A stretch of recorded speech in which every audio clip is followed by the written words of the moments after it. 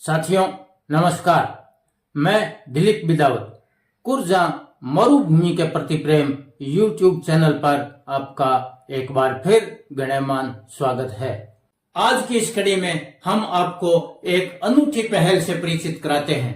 मरुधरा में महिला किसानों के स्टार्टअप जय भीम महिला किसान प्रोड्यूसर कंपनी की आम सभा में हुए अनुभवों से अवगत कराते हैं। आमतौर पर जब हम किसान की बात करते हैं तो हमारे मानस में एक पगड़ीधारी मूंछों वाले हलधर किसान की छवि उभरती है, लेकिन धरती पर कृषि की जनक व सदियों से खेती एवं पशुपालन के आय वर्धन जैसे कार्यों में बराबरी का एवं महत्वपूर्ण कार्य महिलाएं करती आई हैं।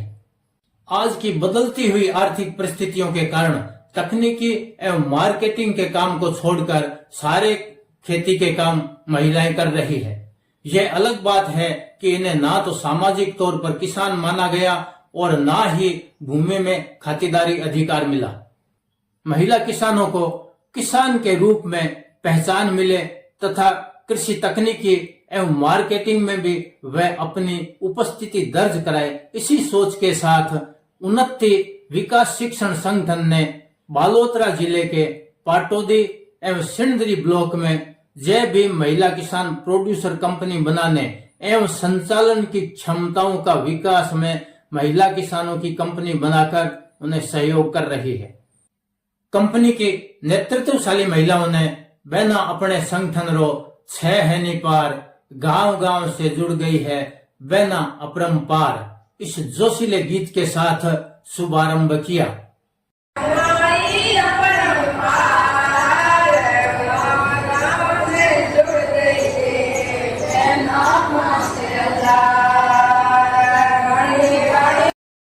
सौ के लगभग शेयर धारक महिला किसानों की इस कंपनी की दूसरी आम सभा का शुभारंभ बालोतरा जिला कलेक्टर के विशिष्ट आतिथ्य में कंपनी के बोर्ड ऑफ डायरेक्टर्स ने बाबा साहब की तस्वीर पर माल्यार्पण एवं दीप प्रज्वलित कर हिम्मत और जोश के साथ शुभारंभ किया।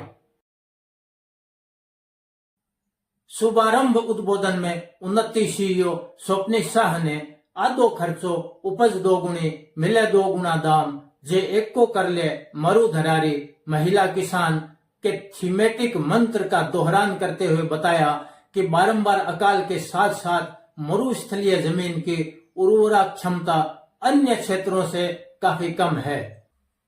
उन्होंने बताया कि मोटे कणों वाली मिट्टी की जल धारण क्षमता कम है तथा हवा से इसका कटाव भी बड़े पैमाने पर होता है।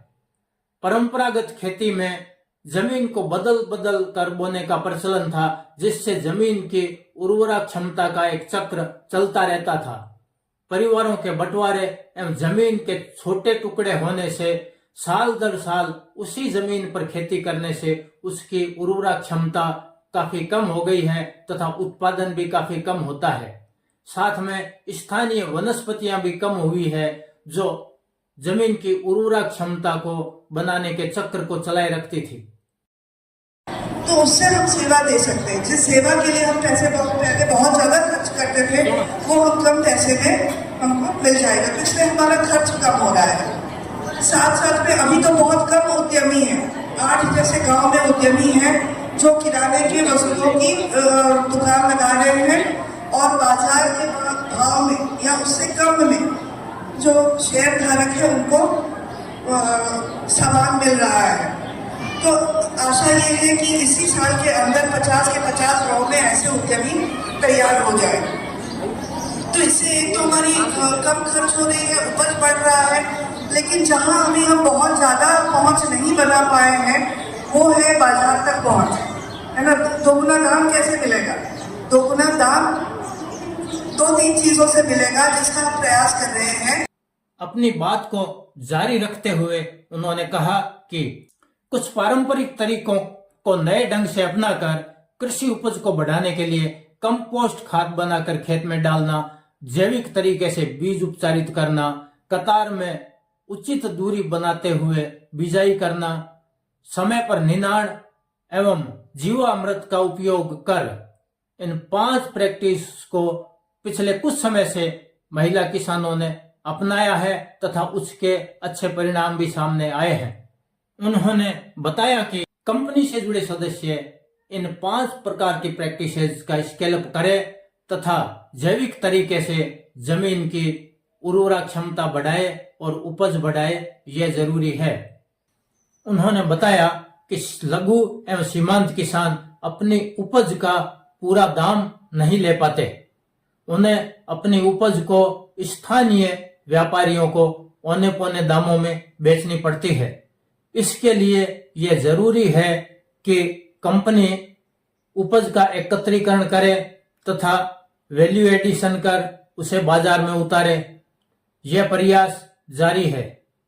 गत वर्ष सीखने की दृष्टि से कंपनी ने उपज का एकत्रीकरण किया तथा बाजार में उतारा। महिला किसान बाजार में अपनी उपस्थिति धीरे धीरे बढ़ाने लगी है। बालोतरा जिला कलेक्टर श्री सुशील कुमार जी यादव ने संबोधित करते हुए कहा कि यह बहुत अच्छी पहल है। आज देश में कई फार्मर प्रोड्यूसर ग्रुप FPO बने हैं जो लाखों रुपए कमा रहे हैं। आप जोश और जो जागरूकता के साथ आगे बढ़ें। सरकार की तरफ से जो भी प्रावधान होगा सहयोग करेंगे। इसमें अगर अच्छे से और सच्चे मन से काम किया जाता है तो ऐसे बहुत सारे FPO हैं जो लाखों करोड़ों रुपए की उनकी आय है। आज हमने बाकी जो 3-4 महिलाओं को बुलाया जिनके 50 से ज्यादा जानवर, उनको क्यों बुलाया मैं बता देता हूँ। अभी राज्य केंद्र सरकार की एक स्कीम है कि जो पशुपालक लोग हैं उनको लोन दिया जाए। उन्होंने महिला किसानों द्वारा किए जा रहे इस प्रयासों के लिए शुभकामनाएं दी। आम सभा में सदस्यों ने अपने 1 वर्ष के कार्य की समीक्षा, आय व्यय का लेखा जोखा पेश करने के साथ साथ अपने अनुभवों को सबके साथ साझा किया तथा वित्त वर्ष 2024-25 की कार्य योजना को भी पेश किया। इसे अनूठी पहल इसलिए कहा जाना भी उचित है कि पश्चिमी राजस्थान में दलित महिला किसानों का यह पहला FPO है।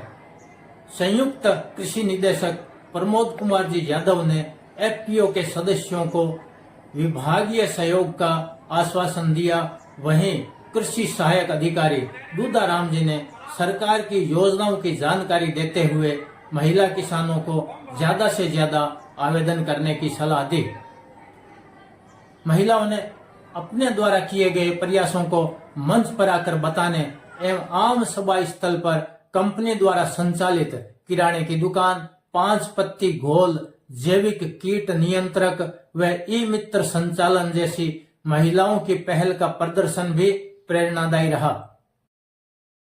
1 वर्ष में महिलाओं ने अपने स्वयं के प्रयासों से जिस तरह के कार्य करने का उत्साह दिखाया है, उससे यह आशा बंधी है कि उन्नति के सहयोग से शुरू हुआ यह स्टार्टअप आने वाले समय में न केवल मरुधरा में बल्कि पूरे देश में महिला किसानों का अपना स्टार्टअप शुरू करने की प्रेरणा देगा। यह जानकारी आपको कैसी लगी कमेंट में जरूर बताएं। वीडियो को अंत तक देखें। जानकारी अच्छी लगे तो लाइक व शेयर करना ना भूलें। चैनल को सब्सक्राइब करें तथा अपने साथियों को भी सब्सक्राइब करने के लिए प्रेरित करें। अगली कड़ी में नई जानकारी के साथ फिर मिलेंगे। तब तक के लिए आज्ञा दें। धन्यवाद।